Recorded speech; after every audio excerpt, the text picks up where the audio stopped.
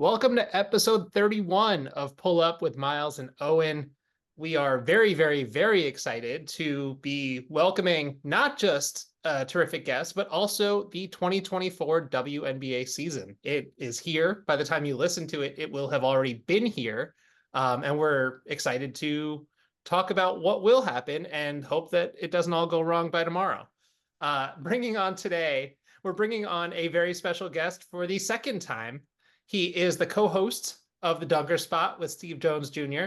He does a weekly hit on Old Man and the Three, and his words are everywhere. If you are if you're on Twitter, if you are in Ace's press rooms, if you are basically anywhere, you know the name Nekias Duncan. Nekias, thank you so much for joining us. Thank you for having me again. Glad I was invited back. I was doing a little bit of shilling on the first podcast. I was trying to give the extra bump to get Owen that Starry sponsorship. I didn't know if that was going to be allowed. So I am very grateful to be here with you. We're still working on it. We're still working on it. You hear that, Starry? We're on their radar. We're trying. A lot of people have been mentioning me and Giannis in the same sentence as, equal like endorsement deals for Starry. I think that's reasonable. I think that's realistic. And little news of about Pull Up, about the brand while we're on the topic here before we dive into today's Western Conference preview, and tomorrow we will be back with the Eastern Conference preview. But Miles and I are starting a separate branch of the Pull Up universe. Step Back with Miles and Owen. You'll be hearing all about it. You can find more details on our socials, but we've got a Patreon, and we're going to be dropping weekly episodes that are a little more relaxed, a little more just kind of chopping it up and discussing anything in the WNBA space, anything in women's basketball, period. So very excited to get into that. But that is not why we are here today. And of course, we must begin with the back-to-back champs.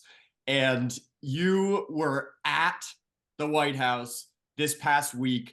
And you have such a great relationship with this team in general, and are there so consistently in the morning shoot-arounds, in the post games.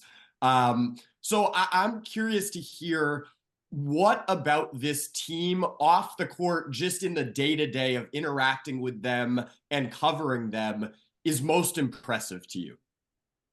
I think for me, like, it's gonna sound cliche, so early apologies, but you can really just tell that they rock with each other. Like, there's nothing fake about that. The energy is just infectious. There's always some kind of side conversation or some side jokes going on. Even when I'm in the Zooms for like the post practice or pregame stuff, they're just tossing barbs at each other. Like, I was in Colombia for the preseason game over the weekend against Puerto Rico, a 52-point win, so that was fun.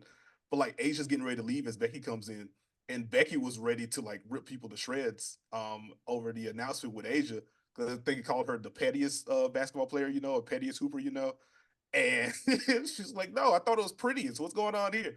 And so like, they had a little exchange before Asia left the room. It's just like little stuff like that, to where you can tell these aren't just really good basketball players. These are people that genuinely love and appreciate each other, and that bleeds through on the basketball court as well. So it just makes it so much lighter. Like, with a team that good, there's obviously a lot of basketball things you can dig into. And like, for those who follow my work, I'm very much in the X's and O lens. But it's also cool to just get insight on like, what are y'all listening to? What are y'all watching? Well, I saw this joke exchange on Twitter. What happened here? And just to see how bubbly they generally are with each other while still maintaining the professionalism that they have, and obviously how good they are on the court. Like, it's just a lot of fun to be around. It was so striking last year in the finals, watching the Aces come to New York and being there for practice and seeing exactly what you were just discussing, which is the infectious energy that just vibrates through this team constantly. And it wasn't even, we saw it, Miles and I saw it at Barclays Center before game 3, but it was most striking before game 4 when they knew they were really shorthanded and they had every reason to be a little bit down. And it's like, no, music is bumping, people are dancing. Yeah, it is. Once we're like starting to run sets and going into drills, like, it's business for sure. But there's just this energy of, again, it sounds cliche, but like, there is just that love there and that trust there, and it goes such a long way. So I'm glad that you went there with it, because it's something we've seen as well. I think it's also something that we've seen this offseason when these contract extensions keep being signed. It is really, really difficult in the WNBA, especially right now, where we are on the precipice of this new CBA and everything. There's a chance that 2 years from now, 75% of the players are on different teams. And it's really hard to have continuity. And I think that's a large reason why the Aces became the first team in 2 decades that we saw win back-to-back titles. Obviously, there's much more to it than just liking each other off the court and all the talents there. But the fact that they were able to build and develop back-to-back number 1 overall picks and be patient with their development, these were players that were really all kind of in the fire together, all got to that point together. And I think that that really comes through too. So it's a holistic thing. It's not just within the lines, not just off, but it's really everything organizationally and down from that. But let's talk about the fact that there were some changes in the offseason. The core is together. But for a large part of this offseason, the anticipation was that Candace Parker would be back. And seeing them with Candace in the first third of the season or whatever it was last year, even though it took a couple of games to kind of settle in, what we were seeing in maybe the 5 or 6 games before CP went down was just the most dominant team that I can recall seeing on a WNBA floor. And that the expectation all offseason was that that would be the case this year, that we'd finally get to see that again. And then first day of training camp, shout out to her going into a job and saying, no, I'm done. This is it. I really respect that. But how do the Aces, who didn't have that, whatever it was, 190K or so on their cap for the entire offseason, how do they rebound with now trying to figure out that 5 position? Because we've seen Kia Stokes there. I know they've made some additions, but what improvements have you seen that they've made in the margins this offseason? Like, I think most of the improvement for the Aces this year is going to be internal. Like, Jackie continues to get stronger, which is just a terrifying development, considering she's already one of the strongest wings in the league. Like, she's gotten stronger. Kelsey's gotten stronger. Asia's talked about adding different things to her bag inside the arc, which that is also terrifying, considering how dominant of a scorer she is already. So I do think a lot of growth is going to come there. But as far as the margin moves goes, just keeping an eye on Megan Gustafson, who played a lot in the preseason game against Puerto Rico. We saw a lot of the double big alignments, her and Asia playing together, a little bit of her and Kia Stokes playing together. You could see the stretch element that she can bring. I think she took 7 threes in that preseason game. And as Becky remarked after the game, it wasn't like she was just jacking up the shots. Like, these were all within the rhythm of the offense. Mm-hmm. And so, like, that's going to be your most obvious call to there's no Candace, who's the third big that kind of cycles in, as Asia's going to be soaking up a lot of minutes at the 4 and the 5, depending on what the lineup combinations are. So you keep an eye on Megan. And then I'm really curious about this rookie class, because I was in Brooklyn for the draft and I saw the names cycle through. Just like, okay, these are interesting names. And I can see how on, a normal basketball team, you can slide in roles. But then you think about the Aces, Kelsey doesn't want to come out of the game. Jackie doesn't want to come out of the game. Chelsea Gray's status up in the air right now. She's not going to play in the opener. But when she's healthy, like, she's logging 30+ minutes. And of course, Asia. So it's like, I see where Deasia Fair could make an impact as a scorer off the bench. Is she actually going to play? I can see how Kate Martin can fill gaps, but Alicia Clark is still there, and she's going to play a lot of minutes at the 4 coming off the bench. And again, you can size up with those double big lineups, which means Asia's playing some 4 and stuff. Is Kate Martin going to play? And obviously, Elizabeth Kidley's out for the year. So I was intrigued after the draft by the names, but I also, like, I talked to people, like, I don't know if they make the roster just because of how the roster construction is. And so the fact that Kate Martin and Deasia Fair both made it, I am intrigued to see what kind of burn they get, especially early. Because again, don't know how long Chelsea's going to be out. Becky said that you want to take that day by day and play it slowly to make sure she's back at 100% before she's on the court. So I do wonder if there's some early burn there. But if the fourth quarter of that preseason game was any indication, you can see how quickly Deasia Fair gets downhill. Mm-hmm. You can see Kate Martin filling gaps as a driver, as a passer, and knocking down shots. So, like, there is room for them during the regular season. And honestly, considering that at least 3, if not all 4 of the core 40 Aces are going to be on the Olympic team this year, like, I think there's a strong argument for let's be a little bit more conservative with our starters during the regular season, at least up until the Olympic break. And maybe that opens up room for some Deasia Fair minutes, some Kate Martin minutes. And again, circling back to Megan Gustafson, I think she's going to be playing quite a bit coming off the bench as Candace is in there.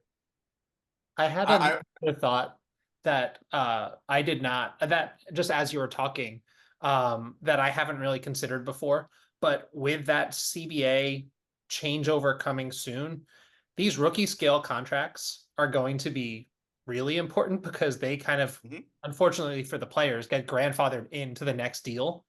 And when you look at a team that has three or four really large mouths to feed, even though they've all taken team-friendly deals, I think having those kind of contracts in the market in the margins are going to help them if they're trying to make space down the line for another All-Star five to fill out what's already, like you said, a terrifying lineup. I'll go ahead. No, you go. I don't know, I was gonna say it's interesting, and I guess with the Candace retirement in general, opening up that cap space. Like one of my early thoughts outside of what a career Candace Parker, holy crap, I didn't see this coming.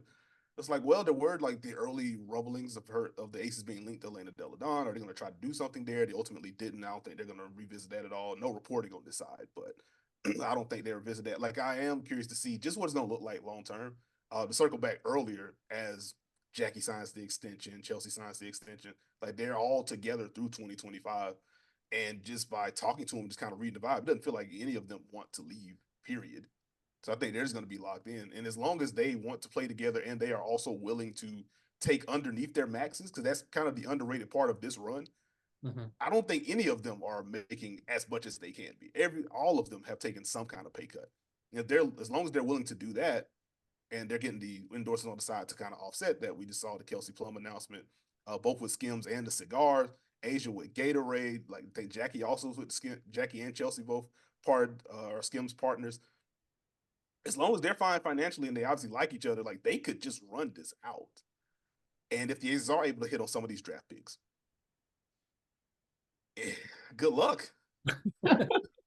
It's ludicrous. I'm so glad you brought that up because I think it's 100% the most underrated part of this. And I don't know where I read it. It might have been in the press release announcing Chelsea Gray's extension, but talking about building this legacy and being cognizant of that. And we've heard Asia be very candid about that in a way I just love because so many players want to, it's not that they're not being truthful, but they don't want to talk about like how much legacy drives them. And Asia was like, no, like I want to be one of the three greatest players in this league's history, which she is on the trajectory to do.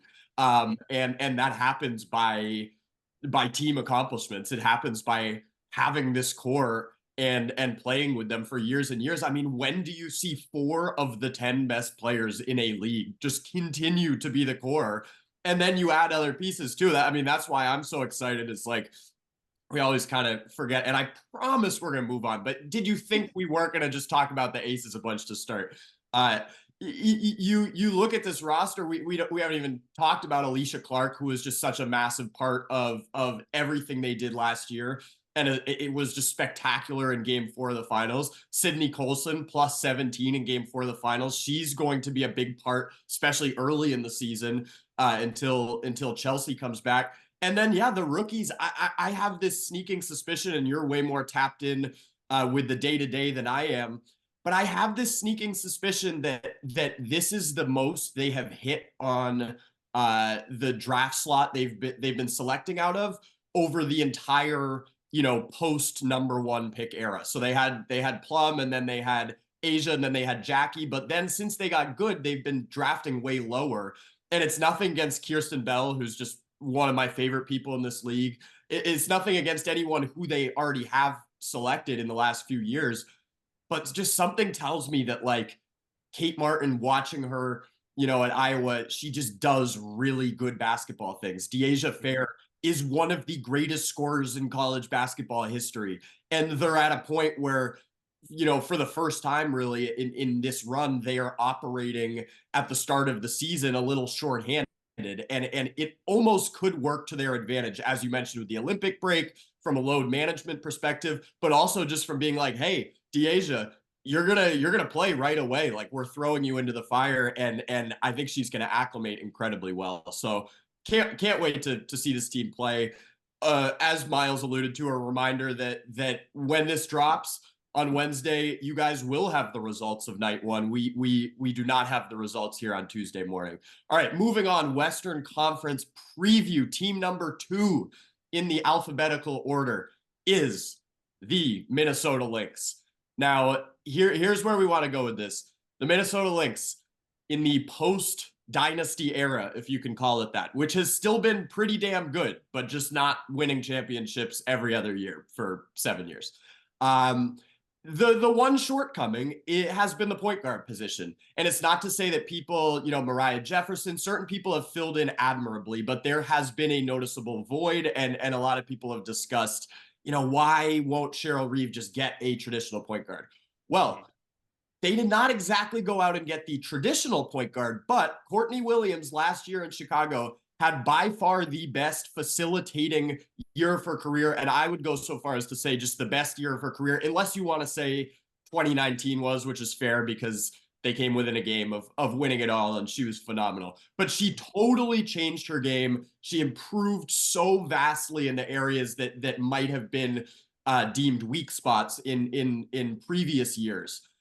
So I am curious to hear your thoughts on what you see from this offense and how Courtney is going to be able to get them into their sets, get Fee to her spots, and whether you think this is going to work. I would just say, like, one, I do feel like last year was the best season of Courtney Williams' career. But as far as the fit goes, the fun of this is because she's grown as a facilitator, she is someone that can get Fee the ball in a multitude of spots.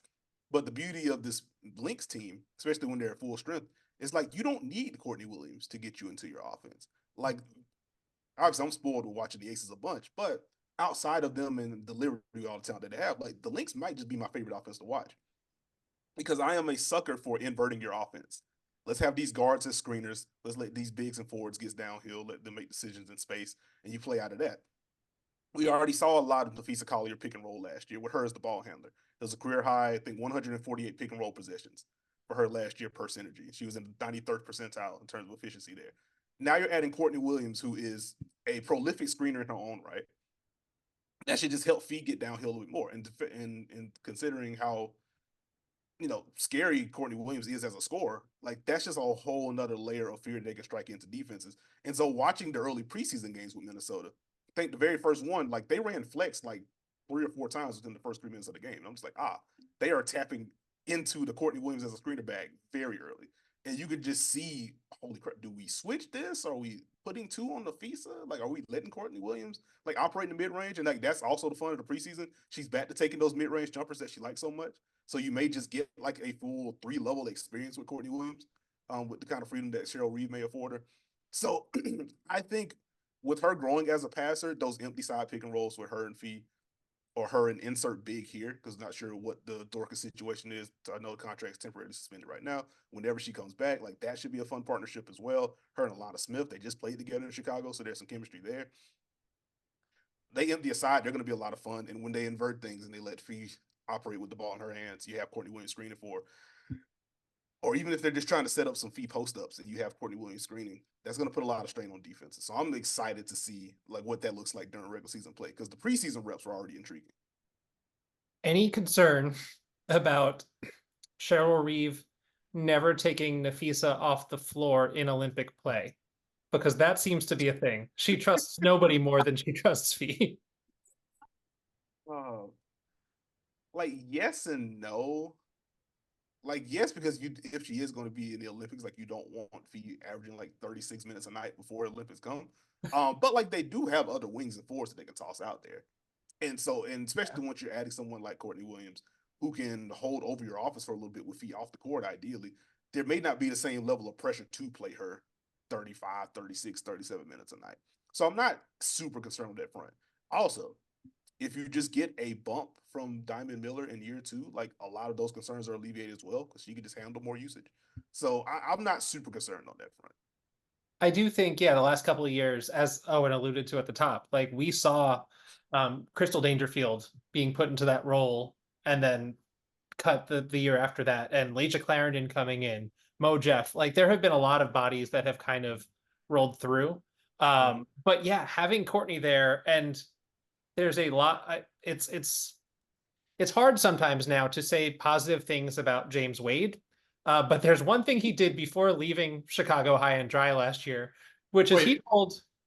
one thing like win a championship? I guess we're both rocking Chicago Sky Come That's on now. amazing. championship That's era amazing.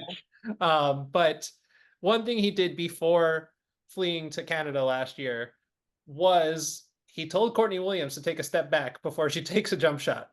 And Courtney, I think a large part, we've talked about her facilitating, but a large part of her success last year also came from those shots being worth 3 points instead of 2.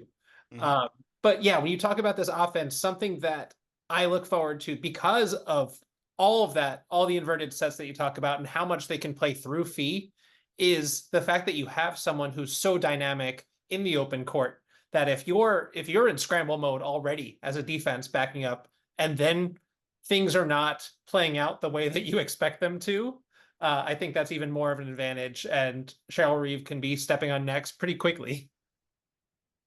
Yeah, you're not gonna have a lot of fun dealing with this Lynx team. My concern comes on the other end of the floor. And like when Steve and I did our preview, my question was, will the defense be good enough for the offense to shine the way that it can? Because I do firmly just believe if they're considered, if they're going to be healthy, I just think the offense is going to be very good. Like they could just be a top 4 offense this year. It's the kind of thing where like I know Minnesota Lynx fans every year, especially because for some reason they start every season. Every season it feels like they start 0-4 or 0-5, and then the sky is falling, and then the next thing you know, they finish the season they're the 4 seed, the 5 seed, whatever it is. But I think in years past it's because they realized, oh yeah, point guard might be nice to have on this roster. And maybe that'll be fixed this year. But it is very hard to be a team in the lottery when you have a top 3 or 4 player in the WNBA in Nekias Collier.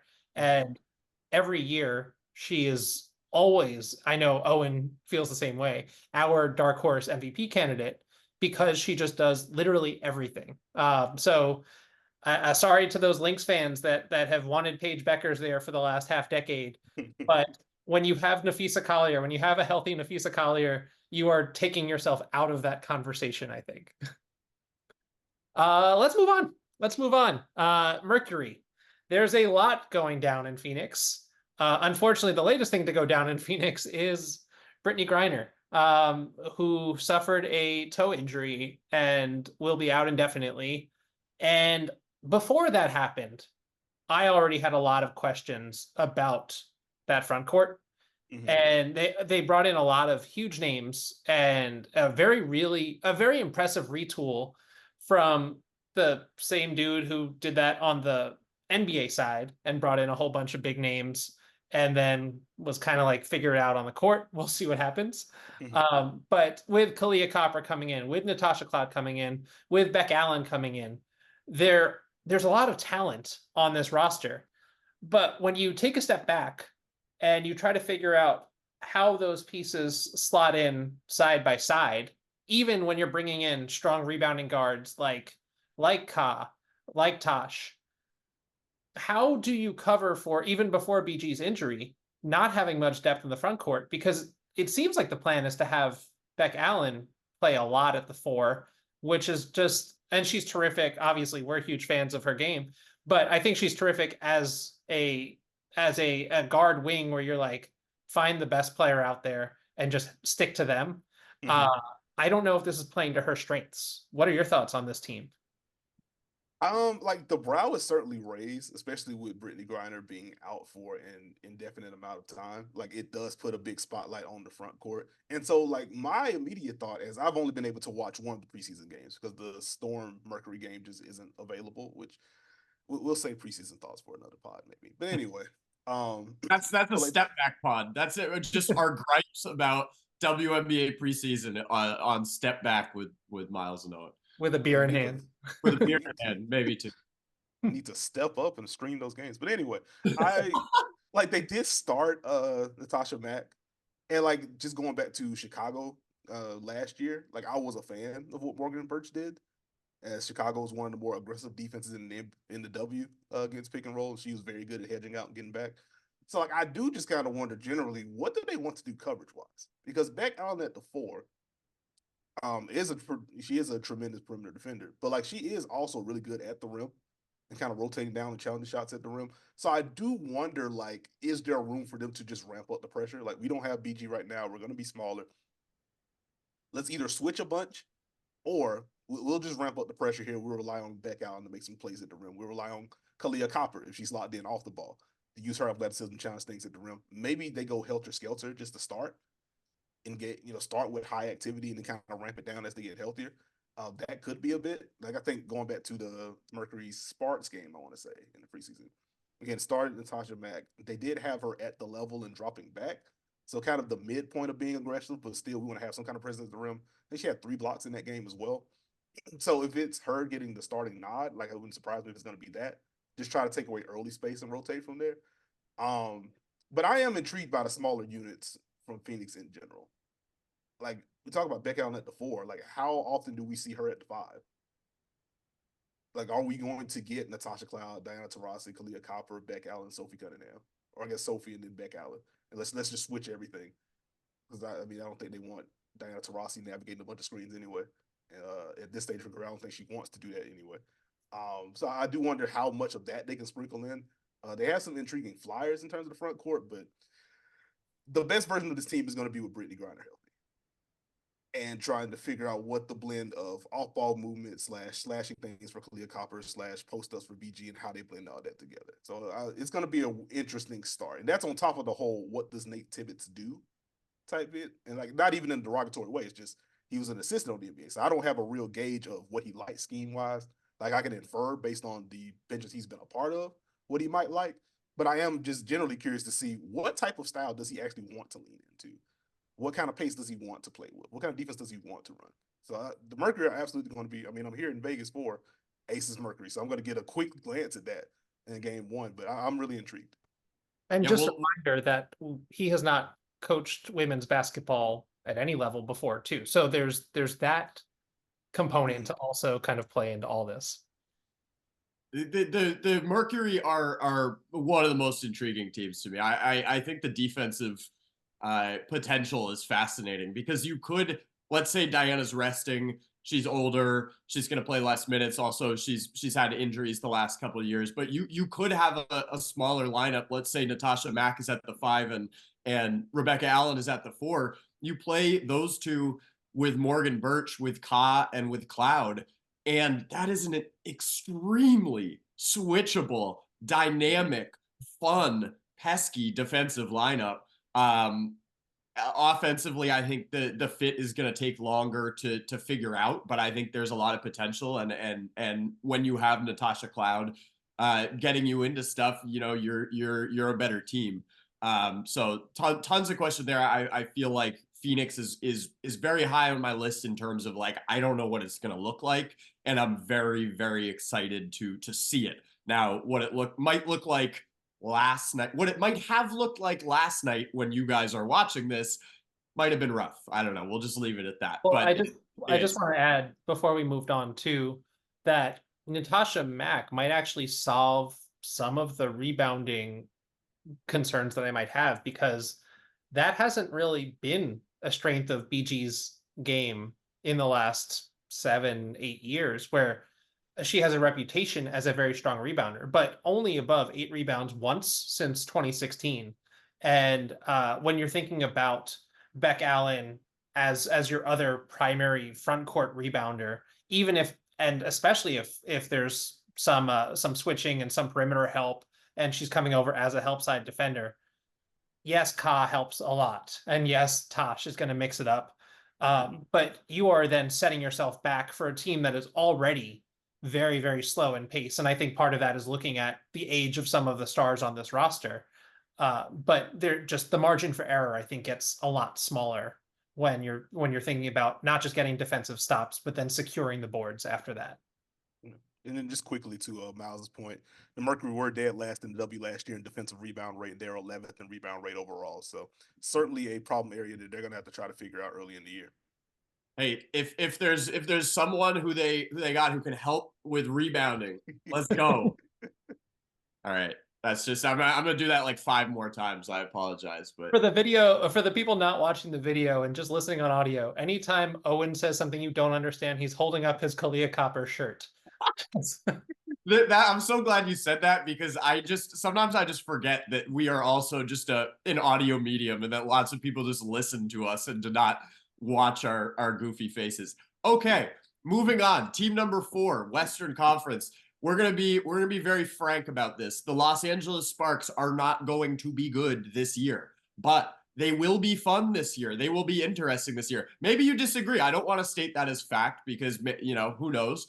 I would posit that the Los Angeles Sparks are entering this season from a purely developmental perspective, where they are going to want to just see as much of what works and what doesn't with their young core, with their very exciting top 2 draft picks in Nekias Jackson and Cameron Brink. But this could be a good year to tank. The only other teams I would say that are remotely in the conversation for potentially looking to where they're going to be drafting are Chicago and Washington. Those are Eastern Conference teams. We will get to them tomorrow. But today, I would love to hear how you would approach this season if you were the head coach of the Sparks or the GM of the Sparks. What would be success for this team this year? Because success is probably not going to manifest in wins, but it will likely manifest in lineup combinations that show real potential, or development in some of these players that maybe we didn't see a certain element of their game in college, and now that's being drawn out a little bit. Where are areas that you're going to be looking for in that regard, and what would you deem as success for the Sparks in 2024? I think for me, because I just trust Kurt Miller as a good coach, and because there is generally just a lot of length and athleticism on this team, particularly in the front court, like it wouldn't surprise me at all if the Sparks are like a decent defense. Like I do have questions about the offense and just the guard play overall. Like looking at the Seattle game in particular, they just ramped up the pressure that entire first half, and there were a lot of turnovers and ill-placed passes. And so even if they got past the initial hedge, like the person catching the ball is having to reach to the left really hard because the pass is off and that kind of thing. So like I do have a general how do they handle pressure point. As far as trying to figure out what success looks like, I think if you exit this season feeling better about what Cam Brink brings to the table offensively, I think you're going to feel pretty good. It was cool watching her take threes during the preseason this year. Like, how much are they going to allow her to explore her offensive game just as a scorer? Because I think you're going to see some of the high post playmaking. They're going to dump it down to her, let her get to some of the splits up top. So they're going to have put the ball in her hands. But like, how much room does she have to explore as a scorer? And if you feel better about that entering the year, I think you feel good.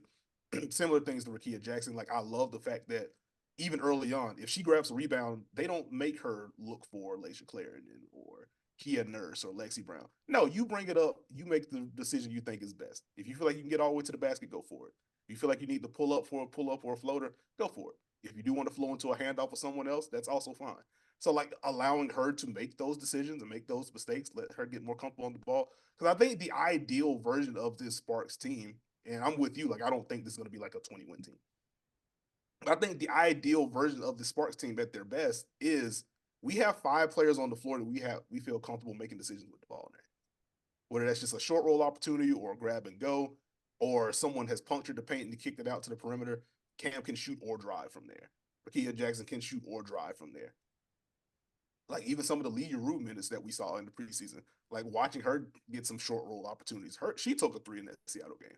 Like if you feel like all of your front court pieces can make plays, and if you feel like your guards they look and feel better against pressure, like I'm really intrigued on the Lexi Brown front, what kind of defensive attention she sees. Like I would imagine because of the current state of the roster, if she's coming off of a pin down or just a stagger or whatever the case may be, it's probably more likely than it was last year that she's just going to see a second defender as soon as she turns the corner. How can she get better at like those quick hitting relief bounce passes to the big slipping after setting that screen? Like if you see that kind of incremental growth offensively, I think that's where you feel good if you're the Sparks. I love all of that, because I think it's also worth noting that there was no team in the WNBA that was more snake bitten by injury last year. And that was Kurt Miller's first year. And it was hard for him just to find 5 bodies to put out on Players. court at times. So part of this reset, yes, this is the post-NECA era, but I think there are still some combinations that they're going to be tinkering with from last year because they just didn't have what they imagined to be this next era of Sparks basketball on the court together. So first of all, shout out to all these players that really battled hard to get back onto the court. And friend of the pod, Lexi Brown, she went through it last year, and we're just really excited to see her back and healthy, and that's huge. But it's the front court that I think that's where we might have to kind of learn on the fly, and I think that's where not competing for a title this year could help them, is that Kurt Miller has the freedom to experiment. But when you talk about the guards, the guards and how they deal with pressure, being able to lean more heavily on a De'Erica Hamby or on to Rickea Jackson or Azrae Stevens, there are other players that are comfortable with the ball in their hands. And if you can get defensive stops and then push, and that's a lot of size coming at you the other way, that might be their best offense, especially if you have then Lexi just flaring out to the wing as a trail three or just as another option. Leja, they play with their pace, but is a bucket in this league. Lay gets to spots that you don't think he's going to get to, and then the next thing you know, it's just a little floater. It's it's almost in New York. Sorry to make the NBA comp, but we've been watching so much of Jalen Brunson up here recently, and Leja, we've seen, will put herself into a position where it seems like there's no way out, there's no daylight, and then the next thing you know, there's a little bit of a body, and there's the shot, and it falls in. So yeah, there's going to be a lot of scramble drill happening, I think. But this team will show flashes, and I think in preseason was pretty impressive for a roster that had 2 lottery picks also. I like it. And then just to quickly want to make sure I mention names here. Very excited for a full season of Ray Burrell with the Sparks. Like, I think the defense just pops. She can shoot, and like I like some of the driving flashes I've seen from her, even dating back to last year. So like that part should be fun. I'm glad you brought up De'Erica Hamby because, buddy, she just the level of aggression she played with offensively in those preseason games, and you could just see she's all over the place. Like, this is very much just a stylistic comp, but like if you enjoyed watching Alyssa Thomas last year, where I will bring it up, let's go to a handoff, let me direct traffic. Okay, this didn't work. I'm going to the other side now. Here's a pitch. Here's a screen. I'm going to roll short. Oh, wait, we didn't have anything. Give it back to me. We'll do this. Like, it's the same type of feel for what we've seen with De'Erica Hamby. And watching her, like, one, I was just kind of chuckling during the Mercury game, because she's just like using the ball as a weapon on some of these pivots to create space on her drives. So that part was funny. But no, she's like really looking to get downhill. You could tell like she just physically feels better. And if we're going to get like full-fledged athletic De'Erica Hamby with all the ball handling that she can do, how versatile she is defensively, like this could just be a big year for her. And like it wouldn't surprise me if she ends up in like fringe or just flat out all-star discussions this year. Like I think she can have that kind of season. I love this kind of talk, and it dawned on me when you were talking about Rickea grabbing a board and then Kurt trusting her to just take it up. Who better to learn from at the 4 position, at the 3, 4, 5, this kind of front court hybrid position in transition than De'Erica Hamby? My favorite thing about De'Erica Hamby's game has always been in transition without the ball in her hands. She finds the lane. She just flies down the middle of the floor and finds the lane to get to the hoop. So exciting. And also just, these things can be maybe overrated or like a little bit cliche, but it also really matters. De'Erica Hamby, Azrae Stevens, champions, WNBA champions. Like they have championship experience. They know what it takes. Kurt Miller made the finals multiple times. Like this team has the pedigree to really, really teach the youngsters how to operate and just how to improve in this league. So I think that's a really exciting part of it, is like they're building something special there. There's gonna be a lot of cool stuff. And add Lexi to that list of champions too, as you flex your shirt one more time. Lexi Brown, 2021 champion. Let's go. All right. Next up, we've got the Seattle Storm, who were this year's off-season winner in terms of building the next era of the super team, although we haven't heard that word used as much, thankfully. They brought in Nneka Ogwumike, who is an MVP and probably last year had either the best season since her MVP campaign or something on par, just with the efficiency that she played with.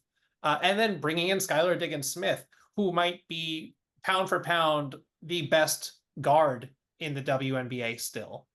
We haven't seen her in a year, but based on how she was playing 2 years ago, add that to Jewell Loyd, who led the league in scoring last year and has proven that she can play complementary basketball next to other stars, which I don't think is a given anytime that you put together one of these squads.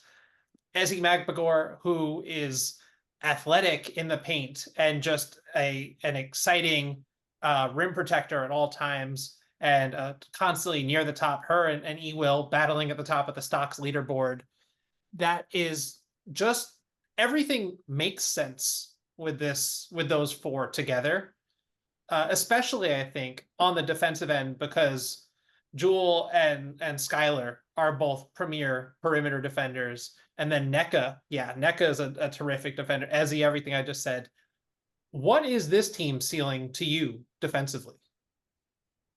The ceiling for this group is best defense in the W. Like, I think they could just flat out be that. You add in Jordan Horston if she continues to grow on that end. She's already showcasing something that Noelle Quinn brought up when I talked to her before preseason started. Like, she tasked her with guarding a little bit of everyone last year. Like, that wasn't always pretty, but because she has the dimension, she has the athleticism to do so, valuable reps. And now you slot her into a team like this to where, again, Skylar at her best, like, she's just an all-defense candidate. Jewell Loyd can certainly defend, especially when she doesn't have to carry an entire offense. I'm excited to see what kind of bump you get from Jewell defensively this year. Jordan can defend. Ezi's already one of the best and most versatile front court defenders in basketball. And Nneka, like, as we talked about the Sparks not too long ago, like, the Sparks quietly were just the best defense in the W post All-Star break. And they finished top 4 in the midst of all the injuries. Like, a lot of that was Nneka. Jordan Canada was also tremendous defensively. And hopefully she is able to get healthy soon so we can see her in a dream uniform. But yeah, when you have that many high-level defenders, and as I alluded to as I brought the Sparks preseason game against the Storm, when they just ramp up the pressure the way that they do, like, they're just going to do such a great job of restricting space and just kind of cutting off lifelines for opposing offenses. They can absolutely be the best defensive team in the W. I love that. I agree. This is perfect because it leads us exactly into where I wanted to go next, which is who is the ideal fifth for this team? Is it a Sammy Whitcomb, someone who just spaces the floor, who also can fight through screens and even if she's maybe not a premier defensive player in this league, she's someone who is always going to try really hard on that end, is not necessarily going to be a liability or someone you can target too much. Who do you see as that fifth, and what lineup combinations intrigue you with this core four? Actually, like, I think ideal feels, I think if development goes right, I think they want this to be Jordan Horston, just to have that added size and athleticism. If the jumper comes around, and as Noelle Quinn talked about before preseason began, if the finishing comes around, because she didn't miss a lot of shots at the rim during her rookie season, if she can score enough, like, I feel like that's going to be the best version of this team. But in terms of just overall options, like, I think they have like 3 that you'd be looking out for. You mentioned Sammy Whitcomb. We talked about Jordan Horston. If Nika Buell integrates herself quickly, like, why not? Like, we know what kind of defender she can be. We know what kind of passer she can be. It'd be a way to get Skylar and Jewell off the ball a little bit. If you want Jewell coming off of staggers as well, you want Skylar coming off, like, that is a way for you to get to a 3-guard look without, having some of the question marks you may have with Sammy Whitcomb. Like, I'm with you, Owen. Like, I don't think she's a bad defender at all. But like, Nika does give you a little bit more size. And if that pedigree is there, like, you at least worry less about that size. So you get kind of the midpoint of, let's go 3 guards, but also let's really ramp this up defensively. So the fact that they could probably cycle through all 3 is the benefit of building a roster out like this. Nika will feel like she's back in college where she could just spot up from the wing and just know that eventually the ball is going to swing her way and no defenders will be anywhere near her. And she doesn't have to worry about shooting off the dribble. She'll just be able to pop those wide open threes. So feels like a perfect fit there. And like you said, just that kind of hard nosed, gritty pick up 94 feet. Even that helps on a team that I think is going to be setting the tone on that end of the floor. So yeah, she really fits in well there. I like it. It's fun to see at the end of the preseason because the draft was just whatever 3 weeks ago. How much more we know, even though we don't have as much tape as we should. But just in seeing how these rosters now have kind of shaken out. It's also worth mentioning. I mean, we focused on the defense, but Ezzy deserves a lot of credit for expanding her offensive game and growing offensively kind of under the radar on a team that was struggling and was in a brief rebuild and allowed her to kind of explore different things in her offensive game. And then going back to what we were talking about with Minnesota, like it's occurring to me now, like the guard screening options, the inverted, pick and rolls with this team, I think would also be an interesting look. I'd love to see, Jewel setting screens. I think that could be a cool wrinkle. There's just so much they can do, and I just can't say enough about the job Noelle Quinn has done. I just feel like she is every year underrated, under discussed in the WNBA space when we talk about coaching. Also, another guest of the podcast season 1, Pokey Chapman. Like it cannot be stressed enough what has been built in Seattle to have one of the greatest players ever retire, to have another one of the greatest players in the league leave and go elsewhere. That's not even to mention Natasha Howard. Like, this team really didn't have to go through that much of the down years, and even those down years were productive, and it was just down year was productive and set the table for where they're at now. So I couldn't be more impressed with the organizational stability and foundation in Seattle. It must be great to every time you have a little bit of a hiccup. First, you're bringing in Sue Bird and Lauren Jackson, and then you're bringing in Brianna Stewart and Jewel Lloyd, and now you're bringing in Neko Gumake and Skylar Diggins-Smith. They're spoiled out there, but good for them because Seattle has a basketball team that they enjoy out there, and those fans are super loyal. So love that for them. But yeah, they don't know how hard everyone else has had it for decades. Yeah, it looks a little bit different after winning all those championships and making all those final runs. But now with this offseason, they might just be right back there. So very quick turnaround. Absolutely. Well, we've reached the final team in the alphabetical order of the Western Conference. And I'm sorry, I gotta get a cheap shot in here, but we're talking about they don't really know what the down years look like. This team that we are about to discuss, the Dallas Wings, they know a thing or two about the down years, about rebuilding, about trying to take the step from, okay, we've got all these assets, we've got all these draft picks, we've got all these young players, and how do we turn it into something that is more than that? And we saw that step taken last year when they were one of the final 4 teams standing. But this team has a lot of question marks entering this year, and progress is not always linear. You can make the conference finals. I'm sorry, I'm in NBA mode because it's the playoffs. You can make the semifinals and take a step back, and it's not necessarily like the end of the world. You're not always going to just get around further every year. The Dallas Wings, they traded Crystal Dangerfield. I wouldn't say surprisingly, because I think people in the know with Dallas, shout out to Winsiders Jasmine Harper, who called this, but they cut Veronica Burton, which I think raised eyebrows, at least for me, not being there on the ground in the day-to-day, just because I know Veronica Burton to be a really promising player, an excellent defender, someone who has not been able to find her footing offensively in the W, but it's there. I know it's there. I think she's one of these players that's just going to benefit so greatly from expansion. But anyway, they are putting a lot of faith with these roster decisions into their first round pick, JC Sheldon. For lack of a better question, is JC capable in year one of running the show on a team that has a lot of moving parts and that, you know, might not be the easiest team to set the table for, so to speak, especially from a offensive perspective. But all of us who watched JC at Ohio State know, like, hey, that's not a player you want to underestimate. Got you. And that's someone that, admittedly doesn't have the super strong background in college basketball. I lean on the experts on that front. But based on what I've seen and just what I believe her to be, like, I think they prioritize just the perimeter defense at that spot, first and foremost. And that's where I was at least a little bit surprised that Veronica Burton was cut, because, like, the preseason action I saw from her, I felt like the defense was good. And I felt like she was hunting her shot a little bit more when I saw her. But to your point, just not enough growth with the jumper, I guess, for Dallas to feel comfortable with. As far as setting the table goes, like, I think JC can handle it.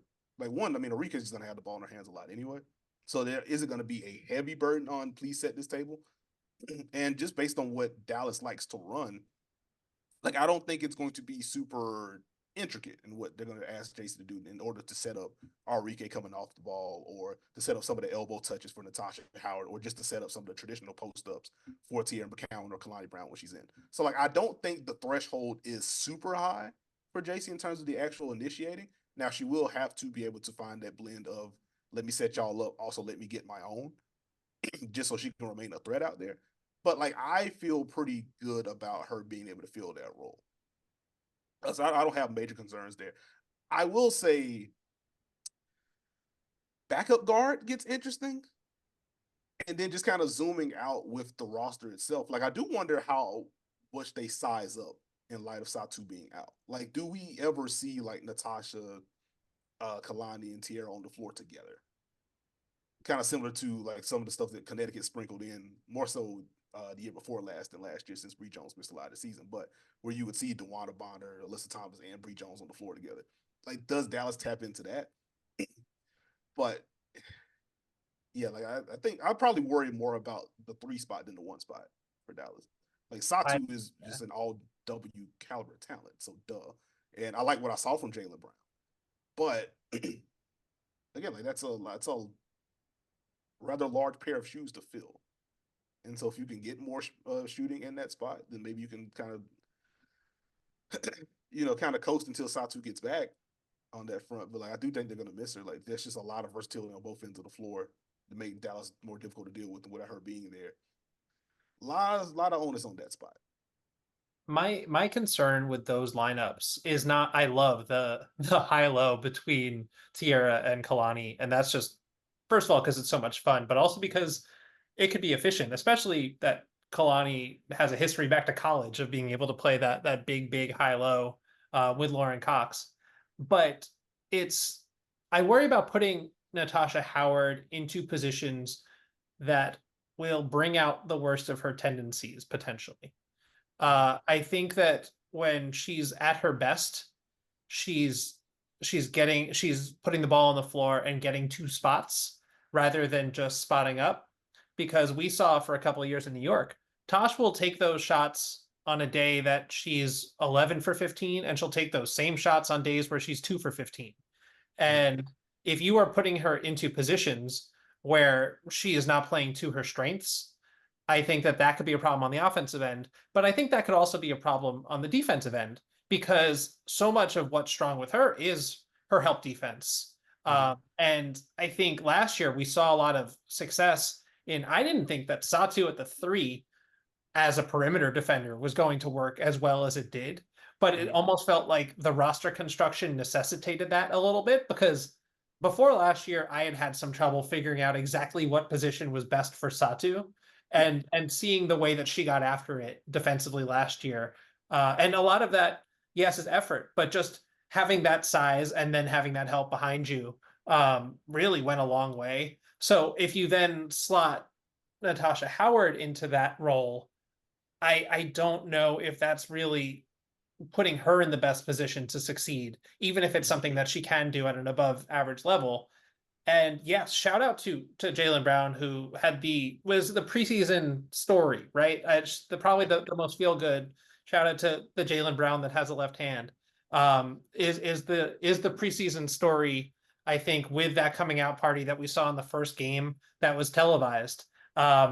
But wing depth is something that I'll be keeping a large eye on throughout this entire season, or I guess the first half of the season, if the expectation is that Satu will be hopefully returning after the Olympic break. Mhm. What do you think the best options are in these next 2 months or so? Like honestly, it very much feels like let's lean into the size. Like even if it isn't like Natasha Howard at the three, like I do think we're going to see them experiment a little bit more with the double center alignment, and you just have fun trying to grab rebounds against that group. I don't think it's going to be traditional at all. And like as a modern basketball enthusiast, I'm probably going to scratch my head when they have like the 12-point first quarter or something like that. But like I think that's going to be their best bet. I think Coach LT came in last year wanting to establish we are going to be a really good defense. And for the first half of the year, they were. And we were kind of like, hey, so is the offense going to be able to balance this out? And then second half of the year, the offense was tremendous and the defense fell off a cliff. And it's like, okay, so can we find a midpoint here with this wings group? They were just them in Atlanta just continued to be the most confusing teams in the W last year. But I do think with Satu out, they're going to have to further lean into we have to get stops. We are going to restrict space. We're going to clean the glass, and then we will have as much fun as we can in transition. If we don't get anything early, our Rike can boogie, or it's time get ready to learn high low buddy, and you just have to deal with that. So like that's probably the formula they go with early on in the year. And again, like within that setup, you don't need JC to be 12.7 assists and make all the decisions in the world. You just need to make sure she doesn't turn the ball over, hit open shots when she gets them, attack tilted defenses when you have that opportunity. Like I think they could probably find enough within that realm. And I think that's where her play at Ohio State is really going to come into use, is that was kind of how that entire team has been deployed under McGuff for the last couple of years, is in being opportunistic and taking those early odd man rush 3-point shots in transition and then just getting after it 94 feet. And that's like you said, the best thing for this team could be if JC Sheldon could be what they wanted Veronica Burton to develop into. Mm-hmm. Well, we've reached the end of the Western Conference road here, and I just must say it's such an honor, and we just appreciate so much you gracing us with your expertise, truly. And this is the perfect time to tease that tomorrow's guest for our Eastern Conference preview will be your podcast partner, Steve Jones Jr. And I promise there is a question at the end of this here to wrap us up. But I have to give you guys your flowers here because, like, earnestly, there is no one in this industry better at what they do than you two. And I think that I'm seeing it in the NBA space a lot because we're in the W space. We're all in the W space. This is a women's basketball podcast. And I think that there are a lot of people doing great work in the W space. But I to see you guys cover both equally and just so comprehensively. And Miles and I are Knicks fans. Like we are refreshed when we just get actual basketball talk about the Knicks and not takes and not this and not that. So it is just such a joy to watch you guys flourish with all these opportunities that you're making the most of. And just couldn't be happier to have you on today. And so the final question here is we want to hear, we're talking about teammates, we're talking about chemistry, all throughout this preview. What is something you love about working with Steve? Dude, he's a freaking one. He's just a great person. I think it really just starts there. Like that's probably my favorite thing about Steve. Like just the level of life experience that he has, the way he's able to convey his thoughts and his feelings, and the way that he is able to create a safe environment for folks. And I think you really see that shine through with the Dunk Spot watch parties that we have on playback. To where obviously we're watching basketball games together. He's catching things live that I would have to watch 2 or 3 times to catch. So like you get the basketball of it, but like the fact that we can just kind of flow between, hey, here's this basketball thing to someone in the chat bringing up like some sort of like relationship issue, and Steve's like, well, no, you just do this, this, this, this, and this, and like he's just able to kind of occupy all those spaces at once. Like he's just an incredible person. And then just on the podcast side, again, he's just an encyclopedia. He's a supercomputer, just catching things. And it's just like, well, like I go into every pod like hopefully I've hit on something and I can say it first before he gets to it. Because if not, then I'm just gonna feel like I'm just saying, well, yeah, I agree. To bounce off of what you already said, that kind of thing. So it's always funny, like trying to find the pockets. But it's just a blast. Also, before we close, can I hijack your podcast for like 3 to 5 business minutes? Absolutely. Do it. So as we were recording, the WNBA released their GM survey, and so we got some interesting stuff that Oh, popped no. out in the release. Let's talk about it. Oh, Found no. it interesting. But just very quickly, we want to go basic. They had the votes for who's the best point guard, the W, best shooting guard, et cetera, et cetera. Chelsea Gray getting 75% of the votes for the best point guard. Caitlin Clark and Skylar Diggins-Smith and Courtney Vandersloot all received 8% of the vote, so that's interesting. Best shooting guard was Jewel Lloyd with 75% of the vote. Best small forward was Satu Sabali with 25% of the vote. Ryan Howard and Jackie Young both getting 17% of the vote. Brianna Stewart being named best power forward, 42% of the vote. Satu and Asia tied at second, and Asia was named the best center in the W, getting 42% of the vote. John Quell with 25%, Brittany Griner with 25%, and Alyssa Thomas with 8%. Wow. Asia having below 50%. The only possible explanation is that some people are looking at her as a power forward. Well, that's the thing. Like she was second on that. Satu was on a couple of those lists also. So That's yeah. positionless game. I need 100% of people to say that Asia's the best player in the league. Owen and I are in the middle of an all too long, like 3-day long fantasy WNBA draft where we should have just put aside a half hour. And about 3 rounds in, as we're looking at position scarcity and we're realizing, we drafted 2 forwards first or whatever, 2 guards. And you start looking at it and you're like, wait, why is Benijah Laney listed as a guard? Why are all of these players that should not be where they are? And we're like, why didn't we just do positionless? Because that is what we preach on every podcast episode. I feel like, or we are in a post position era of basketball, and not always, because we talked about the 2 polls today, right? We talked about, I can't wait to see the Dallas Wings and the Phoenix Mercury meet whenever that happens this season, because those matchups are going to be a mess. Those lineups are going to be a mess. But yeah, no, I'm just so excited. The W is coming for us. It's here for those of you who have started listening already now. We're back. Thank you so much for taking the time. As always, we know how busy you are between your coverage and your visits to the White House. It's been a roller coaster for you. Crazy. But it is a privilege to really share this space with you. And as always, I'm sure we're going to have you back again. Thanks for pulling up with us. Oh man, thank you for having me again. Like I really enjoy what you two do, what you mean for the space, just how welcoming you are. It makes it easier for people like me to just really find my space within the space. Because as you know, like it can get gatekeepy, and to be frank, we need a little bit of gatekeeping with some of this stuff for various reasons that we could probably just get into deeper on another podcast. But I do appreciate how welcoming you two have been. Like y'all haven't been the only two that have been welcoming, but I want to give y'all your flowers for tremendous work and for also just being tremendous people within the space. So thank y'all for doing what you do. Thanks so much, man. Cheers, you.